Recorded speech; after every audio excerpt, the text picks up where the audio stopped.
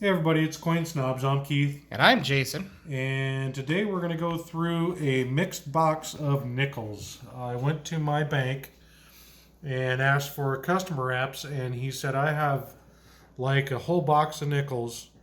He pulled out the trays that they were in, and there was some bank wrapped or whatever, depository wrapped, or Yeah, close enough. and most of this box is customer wrapped rolls. So we're going to go through them, see what we can find, and we'll come back. And this will be kind of interesting too to see which is going to be better. Because, I mean, again, customer wrap rolls are kind of a catch-22. Either somebody's already gone through these and saw all the good stuff, or, didn't find all the good stuff, or there's nothing in it. But, anyways, be back shortly. Okay, guys, so before we get into actually scoping some of the cooler ones, just thought I'd show you the results of what we found. Customer rolls versus the bank wrap rolls. First off, on the left-hand side here, we have all of the 1960 and before that were pulled out of the customer rolls. Okay, and then the stack to the right of that is going to be all the ones that were pulled out of the bank rolls. So as you can see, there's a little bit more that was pulled out of the customer rolls as opposed to the bank rolls, but not really that big of a difference. But what was kind of cool was all of these foreign coins were pulled out of the customer wrap rolls. So we've got 3 here from the Cayman Islands, and these are all from 2008, which these are really pretty cool because the reverse is pretty awesome, and they're really bright. They have sea turtles on them. And then these bottom ones here, of course, are Canadians, which we find quite a few of those. Not so many Cayman Islands, but quite a few of the Canadian ones. And then one Australian one, which is actually kind of undersized. But it's cool because it has, I believe, a platypus on the back. But anyways, so yeah, all of these were pulled out of the customer rolls. So it's probably from mostly the same customer, I would assume, and maybe they had taken some trips in the past and decided to roll these coins into nickel rolls and get away with it, I guess. I don't know, but yeah, kind of interesting. And if you look at it, the Cayman Island ones are actually dimes; they're not nickels, or I guess what we would call dimes. I'm not sure what they would necessarily call them, but yeah. So I'd say the customer rolls were definitely more interesting. Now let's go check out what we found that is really awesome, or kind of awesome, interesting, under the scope.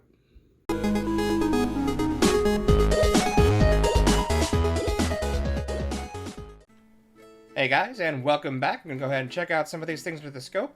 First, we got a 1957.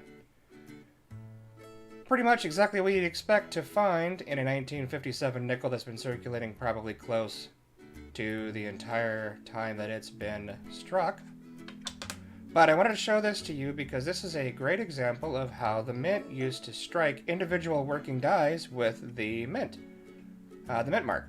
So what happened is Philadelphia used to actually strike each of the mint marks for all of the branch mints, whether it be D for Denver, S for San Francisco, whatever, previous to 1989.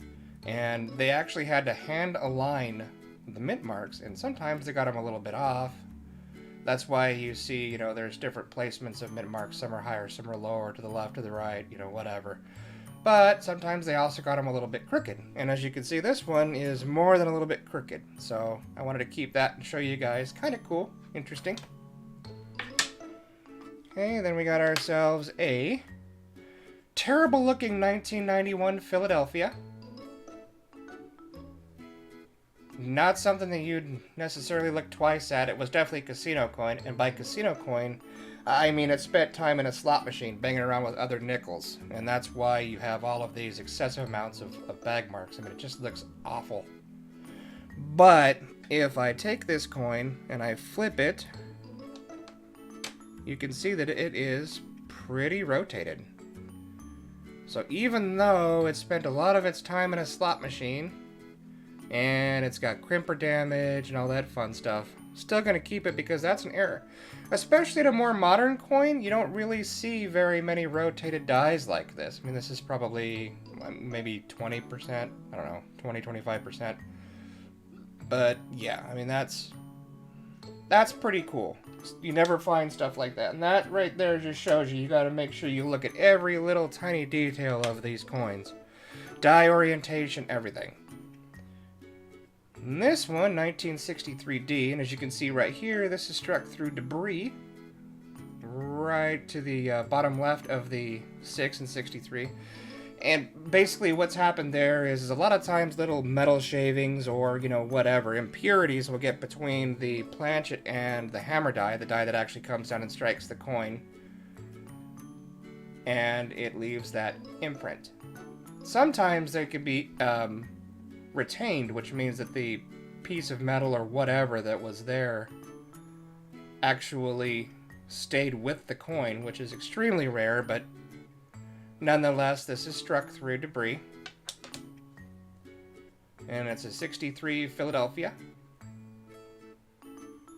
Actually has, or at one point had, some steps. It almost looks like at one point it may have been full steps before it was circulated. So the fact that it's been circulated is extremely heartbreaking. Yeah, there's quite a few steps there. But anyways, oh well. Next is a 2006, or 2007 Philadelphia, rather. And this one is struck through grease. Kind of the same concept as being struck through debris, only with this, the mint worker that was working the machine at the time had a reason to polish the dies. So basically, I don't see any clashes on here, but it could be that they had to polish it out for clashes, or as preventative maintenance sometimes, they'll actually remove the dies and polish them. And a lot of times, they don't get all of the polishing compound off, whether they're in a hurry or, whatever, they just miss it. And it creates a little bit of space in between the die and the planchet, and this is what you get. I'm trying to get a good angle of it, so you can kind of see the edge. Yeah, you can kind of see the edge right there if you look at, yeah, there we go. Right around here. You can see this, all of this, there was grease separating the die and the planchet. And then on the reverse, we kind of have the same idea. Yeah, you can see it really good right there. This is all where there was grease on that die. And then down here. So as you can see, they missed quite a bit of grease. So, call that an error. And then we have a 1940, one of our oldest coins, but not, or one of our older coins, I should say, but not one of, not the oldest one that we found. But look at this. This, as best as I could tell, is lamination that had peeled and separated completely from the coin. Probably a long time ago, judging by how rounded off all of these sharper edges are. But you can kind of see there's pieces of metal here, here, and then it probably just separated here and here. Could be air bubbles that are trapped, could be impurities in between, different layers, but yeah, this is definitely some old lamination. But it's kind of trippy because I've never really seen strips of retained metal like this.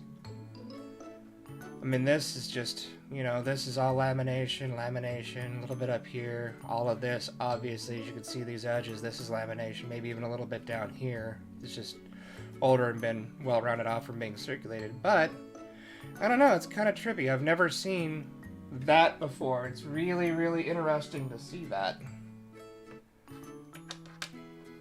And then the reverse is pretty normal. No lamination. Pretty well circulated. But definitely something weird going on with that sucker. And then we had some mint state coins. 1970 Denver. Really nice, bright, silvery color. Nickel-y color, I guess. If nickel-y is a word, and I don't think it is. But you know what? We're going to say nickel-y is a word right now. Maybe nickel-y could be a new word. I don't know. Let's make it a new word. Let's make that a thing, shall we? But yeah, it's not exactly a super expensive coin or anything like that. But anytime we find something like this that is an older coin, I mean, this thing's almost 50 years old in a couple months, and it's at least AU, really, really close to a lower mint state. So, yeah. There you go. Not too shabby. We'll keep it. It won't get circulated anymore. And then, same kind of concept, 1964, and this one is a Denver, so this one's even more common. I mean, you'd be lucky if this thing's, you know, if you get $1 out of it, you'd be pretty lucky, but I mean, somebody could want this for their album. I'll be putting it in an album. Not the bestest of strikes, but I mean, you got a coin that's from 1964, so you're looking at a 56-year-old coin next year. And this one is, I would say, definitely Mint State. Now, let's go AU. Hi, AU. Hi, AU, how you doing? Denver Mint Mark, nice and straight as opposed to that other one that I showed you. Somebody was actually paying attention when they were putting that Mint Mark on the die. Looks like it had a 1.1 full step and a partial step, which is actually pretty impressive. Anybody that goes through these older nickels knows if you find any steps, you're doing pretty good. Let alone a full 5, because if you find a full 5, you're in the money. Big time. A little bit of metal flow there on the top eve of Monticello right there from it being an older die state. And then I'll show you the oldest one that we found, and this one was actually found, ironically, in the bank rolls. 1939. Not a Buffalo, not a first-year Jefferson. Not pretty, but it is a 1939. It's a plain, but it's okay. She's old, we'll take her. She's not going anywhere for a very long time. Anyways, guys, that's the cool stuff that we found, or at least the more interesting things that we found. But yeah, hope you guys have a great Thanksgiving tomorrow. Hope you guys have lots of delicious turkey and pumpkin pie.